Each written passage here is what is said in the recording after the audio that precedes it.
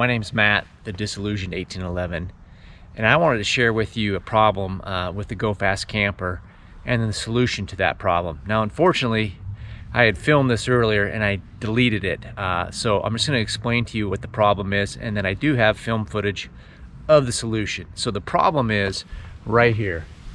So the water, when you get rain, water, whatever, it wants to come and it comes around and it drips right here on the crew cab's door. So when you go to open up the door, you have a bunch of water come dripping right down into your cab. And so there is a solution to this problem, and it's designed by a guy named Josh Edgar, and this is the solution right here. It's pretty simple. It's pretty simple install. It's these little metal brackets right here that you put into the extrusion of the rooftop tent. And let me show you the video footage of this actually working.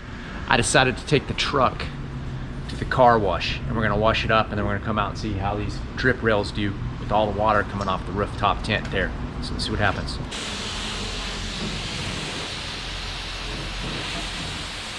See here is that the water drips right down into this gutter rail, which then when you open up the door, instead of the water running down in here, it's dripping to right here, and then it can spill off however.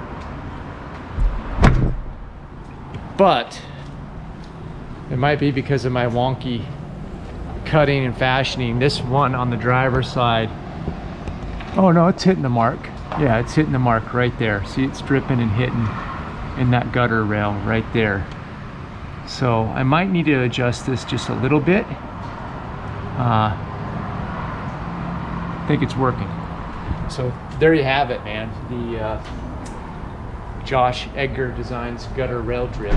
Yeah, so if you got a GoFastCamper, this might be a product that you're interested in getting.